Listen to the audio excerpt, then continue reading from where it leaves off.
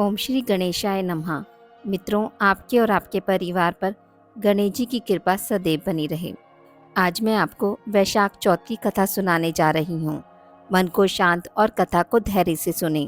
कथा को पूरा सुनने से उसका पूर्ण फल मिलता है। चलिए शुरू करते हैं। एक गांव में एक सेठ और सेठानी थे। उनको एक बेटा और एक बहू थी।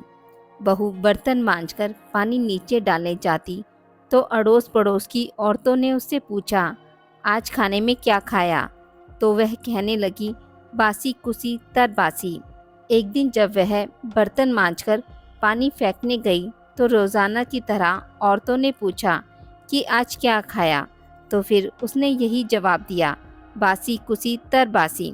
उस दिन सेठ के बेटे ने नीचे उतरते हुए उसकी यह बात सुन ली और मन में सोचने लगा, अभी तो यह ताज़ा भोजन करके आई है, फिर इसने दूसरों को बासी कुसी क्यों बताया।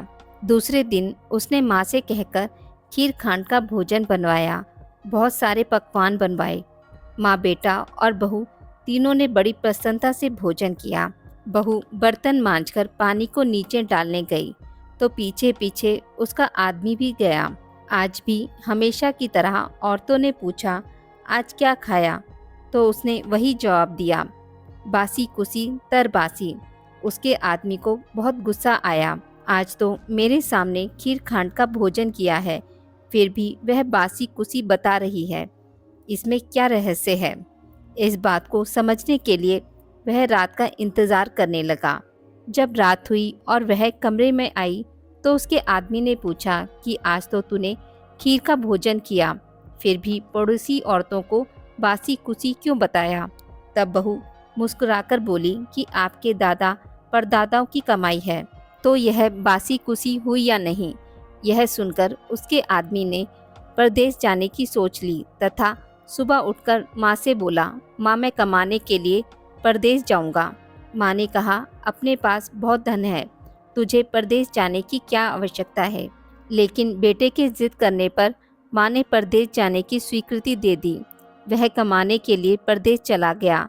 वहाँ उसने एक सेठ के यहाँ नौकरी मिल गई।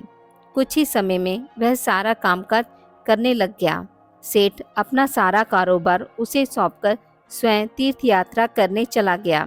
इधर सास ने बहू से कह रखा था कि दिए की बुझावे तो चूल्हे की मत बुझाना और चूल्हे की बुझावे तो दिए की मत बुझाना।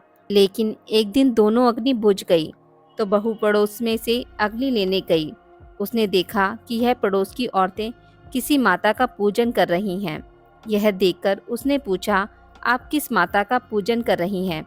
मुझे भी बताओ, यह किसका व्रत है और इसको करने से क्या फल मिलता है? तो उनमें से एक बोली, हम चौथ माता का व्रत व पूजन कर रही हैं। बिछड़े को मिलना होता है, निपुत्री को पुत्र प्राप्त हो जाता है। इस पर बहू ने कहा कि मेरे भी पति को परदेश गए काफ़ी समय हो गया है। मैं भी चौथ माता का व्रत करना चाहती हूँ, लेकिन मेरी सास मुझे बाहर आने को ही नहीं देती। तब मुझे कैसे पता लगेगा कि चौथ माता का व्रत कब है? इस पर औरतों ने कहा कि तुम रोजाना एक डिबिया में गेहूं का दाना रखती जाना। जिस दिन 30 दिन पूरे हो जावे उसी दिन व्रत करके शाम को चौथ माता की पूजा करके चंद्रमा को अर्घ्य देकर फिर खाना खा लेना। साहूकार की बहू उनके कहे अनुसार व्रत करने लग गई। व्रत करते करते काफ़ी समय बीत गया तो चौथ माता ने सोचा कि इसकी नहीं सुनी तो हमें कौन पूजेगा। तो चौथ माता ने साहूकार के बेटे को सपने में जाकर कहा कि साहूकार का बेटा सो रहा है या जाग रहा है। उसने कहा, ना सो रहा हूँ ना जाग रहा हूँ, चिंता में पड़ा हूँ। इस पर चौथ माता ने कहा कि अब चिंता छोड़ और घर जाकर सबकी सुध ले। उसने कहा कि मैं कैसे जाऊँ, मेरा कारोबार बहुत फैला हुआ है। तब चौथ माता बोली, सुबह उठकर नहा धोकर दुकान जाकर चौथ विनायक जी का नाम लेकर घी का दीपक जलाना, तेरा सारा काम सुलझ जाएगा। सुबह उसने वैसा ही किया। देखते देखते ही सारा हिसाब हो गया और उसने घर जाने की तैयारी कर ली।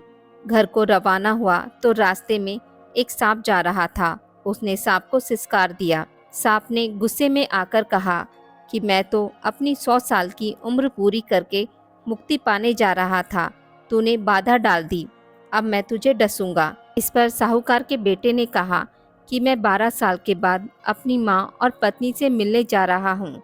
उनसे मिलने के बाद मुझे डस लेना। तब सांप बोला कि तू घर जाकर पलंग पर सो जाएगा। तब उसने कहा कि मैं अपनी औरत की चोटी नीचे लटका दूंगा, उस पर चढ़कर आ जाना। घर पहुंचा तो वह उदास था। बेटा कुछ बोला नहीं, लेकिन उसकी औरत होशियार थी। उसने अपने आदमी से सारी बात पता कर ली। उसने एक सीढ़ी पर दूध, दूसरी पर चूरमा, बालू, रेत, इत्र, फूल आदि 7 सीढ़ियों में 7 वस्तुएं रख दी। आधी रात को फुफकारता हुआ सांप आया और सभी वस्तुओं का आनंद लेकर खुश हुआ। साहूकार के बेटे की बहू, तू बहुत चालाक है, लेकिन वचनों से बंधा हुआ हूँ, डसूंगा तो जरूर। चौथ विधायक जी ने सोचा कि इसकी रक्षा नहीं की तो कलयुग में अपने को कौन पूजेगा। चौथ माता तलवार बनी, विधायक जी ढाल बने और जैसे ही सांप डसने लगा तो उसे मार दिया। सांप की पूंछ का टुकड़ा उसकी जूती में जाकर गिर गया। सांप ने सोचा डसूंगा तो जरूर। तब उसकी पत्नी रोज कीड़ी को आटा डालती थी। तब सब कीड़ियों ने मिलकर उसकी पूंछ को खोखला कर दिया। साहूकार के बेटे को नींद नहीं आ रही थी। सांप के मरते ही उसने अपनी पत्नी को उठाया और चौपड़ पासे खेलने लगा। सुबह देर तक जब बेटे बहू उठे नहीं तो साहूकारनी उन्हें जगाने गई तो सीढ़ियों पर खून ही खून देखकर जोर जोर से रोने लगी कि मेरे बेटे बहू को किसी ने मार दिया। रोने की आवाज़ से बेटे बहू उठे और बेटे ने कहा, माँ हमारा बैरी दुश्मन मरा है, यहाँ साफ सफाई करवाओ तब हम बाहर आएंगे। माँ ने वहाँ से साफ सफाई करवाई। बेटा बहू नीचे आए। बेटे ने पूछा, मेरे पीछे से किसी ने कोई धर्म पुण्य किया क्या? तो बहू ने हामी भरी। तब सास बोली, तू 4 समय खाना खाती थी, तूने क्या धर्म किया? तब बहू बोली, मैं चौथ विधायक जी का व्रत करती थी। एक समय का खाना पानी वाली को देती, दूसरी बार का गाय के बछड़े को, तीसरी बार का जमीन में गाड़ देती व चौथी बार का चांद को अर्धे देकर स्वयं खा लेती। मैंने बनिए की दुकान से पूजा का सामान मंगवाया, उसका हिसाब कर देना।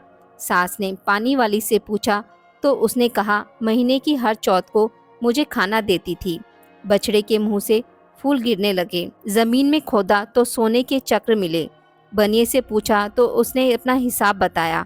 फिर बहू ने कहा, अब वैशाख की चौथ का उद्यापन करना है। सास बहू ने चौथ माता का उद्यापन धूमधाम से किया और सारी नगरी में कहलवा दिया कि सब कोई चौथ माता का व्रत करना, साल की 13 चौथ करना, 13 नहीं तो 4 करना, 4 नहीं तो 2 चौथ माता के व्रत तो अवश्य ही करना चाहिए।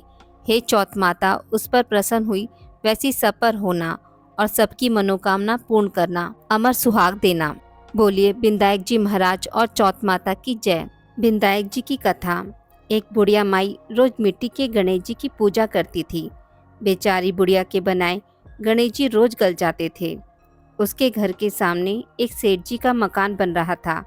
बुढ़िया माई सेठ जी के मकान पर जाकर मकान बनाने वाले कारीगर से बोली, भाई मेरे मिट्टी के बनाए गणेश जी रोज गल जाते हैं, आप मेरी पूजा के लिए पत्थर के गणेश जी बना दो, आपकी बड़ी कृपा होगी। मकान बनाने वाला कारीगर बोला, माई जितनी देर में तुम्हारे लिए गणेश जी बनाएंगे उतनी देर में तो सेठ की दीवार पूरी कर देंगे। बुढ़िया माई यह सुनकर दुखी मन से बोली, राम करे तुम्हारी दीवार टेढ़ी हो जाए, और अपने घर वापस आ गई। अब उनकी दीवार टेढ़ी हो गई। वो चिने और ढा देवे, चिने और ढा देवे। दीवार पूरी करते करते शाम हो गई, परंतु दीवार बनने से पहले ही टेढ़ी हो जाए। शाम को सेठ जी आए और पूछा कि आज कुछ काम नहीं किया। तब मकान बनाने वाले कारीगर ने बुढ़िया माई वाली बात बताई। वो कहने लगे, एक बुढ़िया आई थी, वो कह रही थी मेरा पत्थर का गणेश घड़ दो। हमने नहीं घड़ा तो उसने कहा तुम्हारी दीवार टेढ़ी हो जाए। तब से दीवार सीधी नहीं बन रही, बनाते हैं और ढा देते हैं। तब सेठ जी ने बुढ़िया माई से जाकर कहा, माई तुम हमारी दीवार सीधी कर दो, हम तुम्हें सोने के गणेश जी बनवा देंगे। गणेश जी ने यह सुनते ही सेठ जी की दीवार सीधी कर दी। सेठ जी ने बुढ़िया माई को पूजा के लिए सोने के गणेश जी बनवा दिए। गणेश जी को पाकर बुढ़िया माई बहुत प्रसन्न हुई। हे विधायक जी महाराज, जैसे सेठ जी की दीवार सीधी करी, वैसे ही कहते सुनते हमारे भी सभी कार्य सीधे करना। बोलिए गणेश जी महाराज की जय हो।